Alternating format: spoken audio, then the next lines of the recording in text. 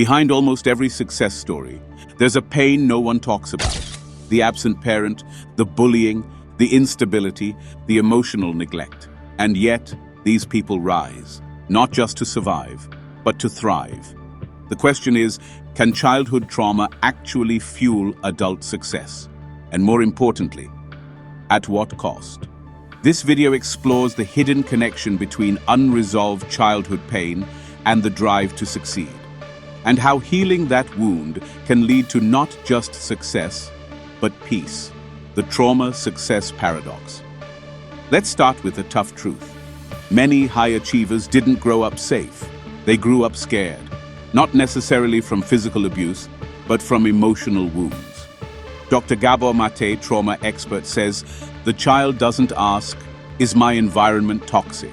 They ask, "What's wrong with me?" This internalized pain, the belief that "I'm not enough," becomes fuel. It drives people to prove their worth. But that fuel comes at a cost, the psychological mechanism. Here's how it works. Emotional trauma occurs. Neglect, chaos, abandonment, shame. Identity is formed around lack. I must work hard to be loved. Success becomes survival. Work equals control. Achievements equal validation. Overachievement becomes a shield. You can't reject me if I'm excellent. But this success doesn't heal the wound, it hides it. Bessel van der Kolk, author of The Body Keeps the Score, writes, "Trauma survivors are often overly responsible and high-performing, but emotionally numb inside." Real-life stories that show this pattern. Oprah Winfrey. Abused as a child, grew up in poverty, became one of the most powerful women on earth. "I've carried the pain of my past like armor." Steve Jobs. Abandoned by his birth parents, struggled with control, identity, belonging. His obsession with perfection and legacy stemmed from early rejection.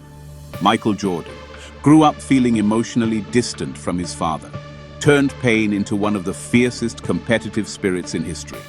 "I took everything personally." These aren't just motivated people, they're wounded warriors. The trap of trauma-driven success. Success feels good, but only for a moment. Then the emptiness returns. You burn out, sabotage relationships, feel guilt for slowing down, don't know who you are without a goal. This is the trauma trap, chasing external wins to silence internal wounds. How to turn pain into true power. 1. Name the wound. Stop hiding behind productivity. Ask, what pain is driving me? What am I trying to prove? To whom? 2. Separate worth from work.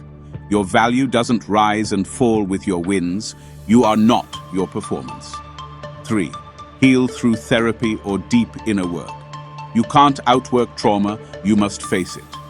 Dr. Nicole LePera writes, "Healing is becoming the parent you never had, for yourself." 4.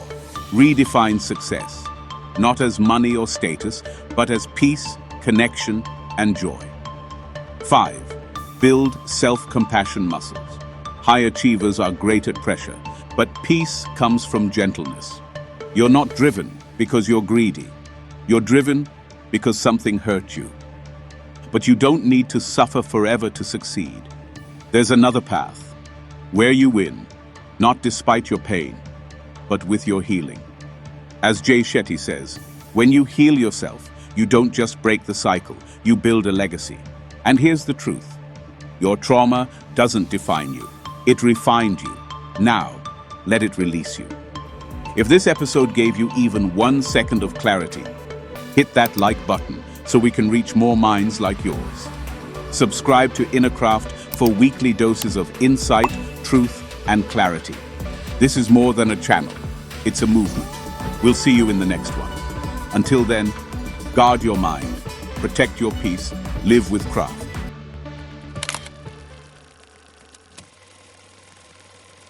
Success leaves clues.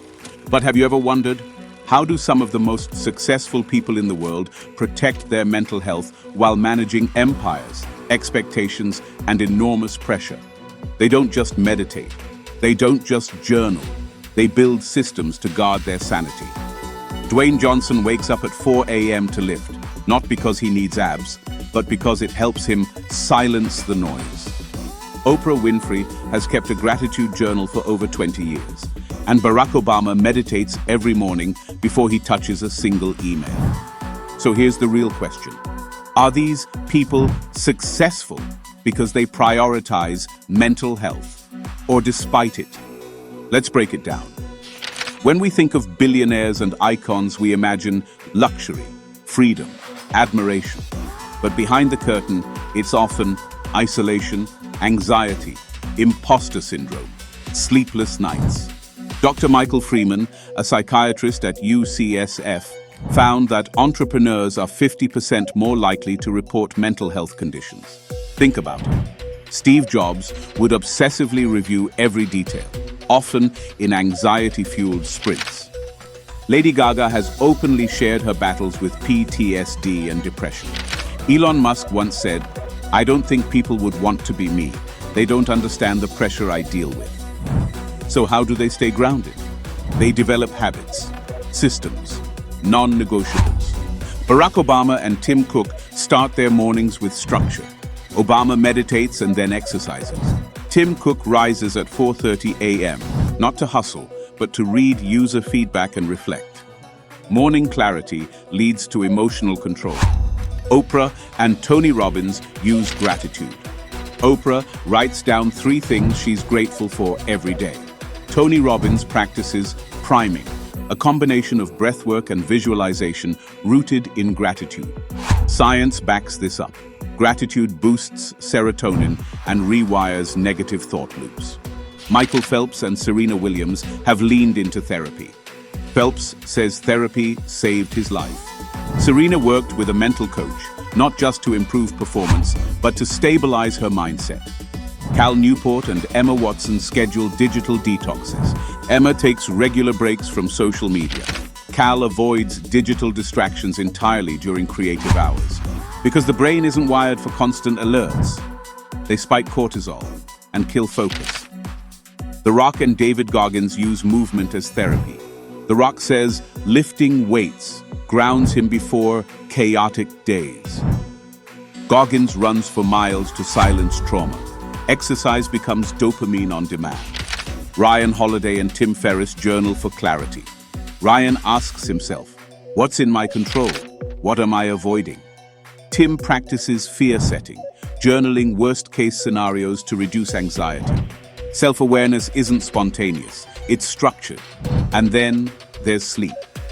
Jeff Bezos protects 8 hours of sleep like $1 billion asset. LeBron James logs over 12 hours in recovery, including sleep, to maintain mental performance. Sleep isn't lazy, it's high-performance maintenance. Here's what no one tells you. Mental health isn't a retreat. It's not a Sunday ritual. It's a daily strategy. You don't rise to the level of your goals. You fall to the level of your systems. As Naval Ravikant puts it, a fit body, a calm mind, a house full of love. These things can't be bought. They must be earned. It's not about copying someone's routine. It's about designing a life that protects your mind as much as it feeds your ambition. So here's your question. What's your mental health strategy? If this episode gave you even 1 second of clarity, hit that like button so we can reach more minds like yours. Subscribe to Inner Craft for weekly doses of insight, truth, and clarity. This is more than a channel. It's a movement. We'll see you in the next one.